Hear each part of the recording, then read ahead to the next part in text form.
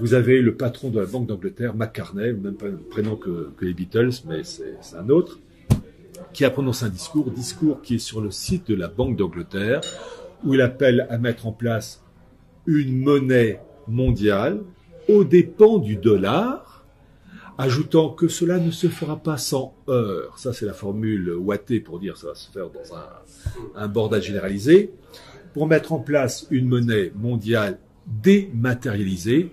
Et maintenant, je vous donne l'expression exacte qu'il utilise. Une monnaie synthétique, hégémonique. Alors, dans mon livre, donc Archives du mondialisme, je montre qu'il y a cette volonté de gouvernance mondiale liée avec monnaie mondiale. Et je présente en particulier les propos de la revue The Economist, qui annonçait à l'horizon 2018, dans une revue de 1988, une monnaie mondiale, Phoenix, ou un autre nom, peu importe, et des documents aussi de The Economist qui présentent un projet en 1990 d'une gouvernance mondiale avec des blocs continentaux. Et chose très intéressante, vous avez l'Union européenne accolée à l'Amérique du Nord avec l'Angleterre qui fait le lien. Et le Brexit rentre dans cette catégorie.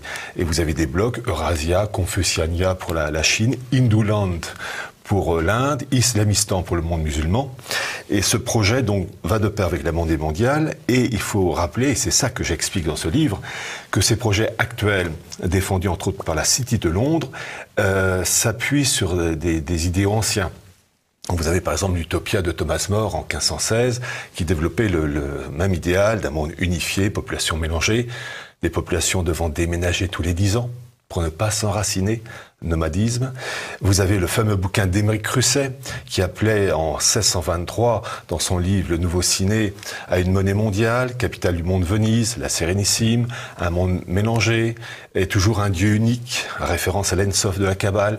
Et j'ai montré en particulier que là où les choses commencent à s'accélérer, c'est le XVIe siècle avec les Pays-Bas, enfin la Province-Unie, où vous avez la première communauté marane qui crée ce pôle financier avec Amsterdam. Et ce pôle financier va perdurer grosso modo un siècle, et dans la deuxième moitié du XVIIe, vous avez cette bascule de ce pôle financier des Pays-Bas à Londres, avec la City de Londres, l'accord conclu entre Menasseh Ben Israël et Cromwell. Et on vit sur cet acquis, si je puis dire, depuis les années 1650-1660. Vous avez eu déjà, en 1944, lors des accords de Bretton Woods, une volonté de la part de Keynes d'établir une monnaie mondiale qui s'appelait le Bancor. Keynes, l'économiste britannique. C'est ça. Et la chose, avec Staline qui voulait pas rentrer dans le jeu, la chose ne s'est pas faite, donc c'est le dollar qui s'est imposé. Et vous avez eu, en particulier en 2010, un rapport du FMI, à l'époque donc sous la direction de Strauss-Kahn, qui voulait instaurer le Bancor. C'est la page 26 d'un rapport du FMI, donc en 2010. Et tout ça en concurrence avec le dollar. En fait, dans la gouvernance mondiale, vous avez deux concurrents.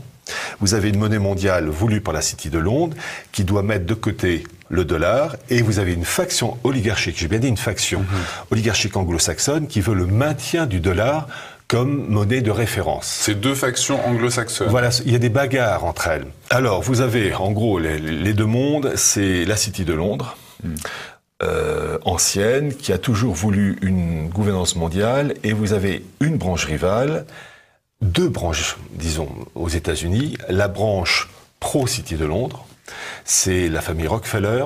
Et d'ailleurs, vous avez les mémoires de David Rockefeller qui dit à peu près ceci. Il dit « Certains m'accusent, moi et d'autres, d'agir contre les intérêts des États-Unis en faveur d'une gouvernance mondiale. Si c'est ce dont on m'accuse, je plaide coupable et j'en suis fier. » Et vous avez une autre faction, à la Steve Bannon, qui, elle, cherche le maintien de la prééminence du dollar en lien avec le pétrodollar. Donc, en fait, ce sont des bagarres internes pour une finalité commune. Et déjà, on avait ce combat au temps de Cecil Rhodes, donc fin 19e, début 20e. Vous aviez une partie qui voulait une gouvernance mondiale sous l'égide de la City de Londres, l'Empire britannique, et puis l'autre qui voulait suprématie mondiale, mais dans le cadre américain. La Russie de Poutine s'oppose à un certain type de gouvernance mondiale. En fait, Poutine et ses comparses sont pour la gouvernance mondiale. Il a dit lui-même, en 2014, je le cite de mémoire, « Je suis pour un nouvel ordre mondial, politique, économique, juridique, avec une ONU modernisée, des unions régionales constituant cette gouvernance mondiale, mais des unions régionales respectant les intérêts de chacun. La Chine est un point capital dans la gouvernance mondiale, et en particulier, je vais vous citer Chatham House, qui est donc cet institut créé en 1919 pour tout ce qui est affaires étrangères, l'équivalent américain, le CFR, l'équivalent canadien, c'est le CIC. Enfin, au début, ils avaient un autre nom, mais actuellement, c'est le CIC. Et je montre qu'en fait, que ces élites, en particulier le CIC canadien, ces élites anglo-saxonnes ont joué un rôle capital dans l'équivalent du CFR chinois, la création du CFR chinois en 1948-49, avec le CPIFA, le Chinese People Institute of Foreign Affairs, et cite en deux langues, anglais-chinois. Ces gens-là veulent aussi une gouvernance mondiale, mais pour la Chine, ils veulent une grosse part du gâteau.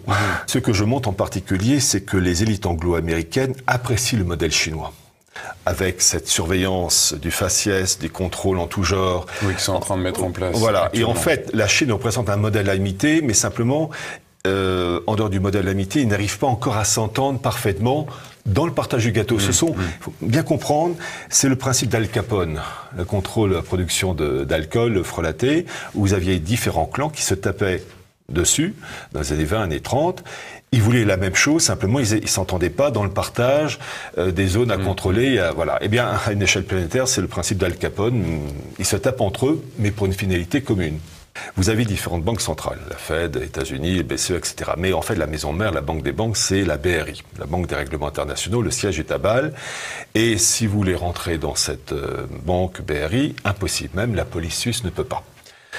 Donc, c'est un État dans l'État. Donc, déjà, mauvais signe. Quand vous avez un système qui est coupé des instances démocratiques, puisque, paraît-il, on vit en démocratie, que c'est le peuple qui est souverain, eh bien, quand vous voyez que même les autorités policières et juridiques ne peuvent pas rentrer dans ces bâtiments pour une raison X, c'est qu'il y a un État dans l'État. Cette volonté de mettre en place une monnaie mondiale, c'est au service d'une oligarchie apatride. Et en particulier, il faut toujours mettre en lien la monnaie mondiale avec l'organisation politique du monde, déjà annoncée par Thomas More ou Francis Bacon, ou encore, comme il s'appelle, Émeric Crusset, 16e et 17e siècle, mais dans la Révolution française, j'ai montré en particulier, déjà dans la classe du mondialisme, cette volonté de créer une France en damier, en carré. Vraiment un truc bien administratif. Et vous avez Klotz, le révolutionnaire Klotz, qui voulait un monde unifié, une république universelle, comme il dit, et l'Europe, et l'Amérique, et l'Asie, et l'Afrique, divisée, je le cite, en 1000 cases départementales, avec une population mélangée. On doit rougir du mot étranger. Et déjà, et c'est ça que j'ai montré dans ce livre, dans le chapitre 3, qu'il y a, dans les instants de la Révolution de 89, tous les éléments de la gouvernance mondiale et l'encouragement à l'immigration. Oui, alors, et donc sur la couverture du livre, mais aussi en couleur, il y a plusieurs photos en couleur, c'est en fait l'Angelo della Luce, l'ange de lumière, qui se trouve dans une église italienne à Rome, et ça fait à peu près 2,50 m de haut. C'est Satan, Angelo della Luce, sur une pyramide. Là, je pense qu'on doit comprendre. Mais qu'est-ce que ça fait dans une église? Eh bien, c'est tout simplement l'intrusion du satanisme dans les instances de l'église. Et j'ai montré cela, entre autres, mais je parle entre autres du cardinal Rampolla, qui était un agent du système, qui est mort en 1913, et qui a joué un très grand rôle dans la préparation des instances de l'Église en faveur de Vatican II. Et j'ai montré que cet homme-là avait travaillé main dans la main avec, Joseph Ratzinger, qui est plus important que Jean Monnet, Schumann, etc. Donc, tout ce qui est satanisme est en lien avec gouvernance mondiale et organisation administrative de blocs continentaux. Voyez-vous, le problème, lorsqu'on parle de la gouvernance mondiale, il faut voir, certes, l'aspect matériel, mais il faut voir aussi la tournure d'esprit des personnes, leurs référents religieux et philosophiques. De l'esprit dépend la matière. C'est-à-dire, quand on veut connaître par exemple quelqu'un, on ne regarde pas son compte en banque, on regarde son origine sociale. Eh bien, là, le satanisme, quand vous avez cette pyramide avec cet ange luciférien, c'est mauvais signe. Et en particulier, ça se greffe avec la maçonnisation de l'Église. Et j'ai en particulier publié le document original, sorti en septembre 1978 en italien, de toute la liste des prélats français et italiens, francs-maçons avec leur numéro de matricule. C'est un avocat italien qui s'appelait Pecorelli qui a balancé ça, il faisait partie de la loge P2. Et bon, quelques mois après, il s'est fait buter de 4 balles dans sa voiture. Comment est-ce que vous pourrez intéresser nos téléspectateurs athées, les rationalistes, à ce que vous racontez? Alors je leur demande d'être curieux, dans ce sens que il n'y a pas que l'aspect matériel dans la vie. Il y a aussi des référents religieux philosophiques qui conditionnent le comportement d'hommes politiques ou de financiers. On peut ne pas adhérer à ces idées religieuses et philosophiques, mais au moins on peut, ne serait-ce que par curiosité intellectuelle, les lire pour comprendre pourquoi telle personne a dit ceci ou fait cela. Donc je demande à ces personnes d'avoir cette ouverture d'esprit, et je vais être encore plus direct, ne pas avoir cette mentalité de petites gens qui ne veulent pas voir.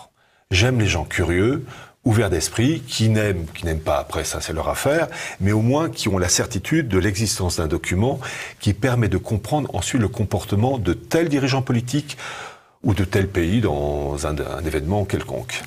Et c'est comme ça qu'on reconnaît la solidité de quelqu'un quand on reste fidèle malgré les épreuves. C'est vrai pour beaucoup de choses.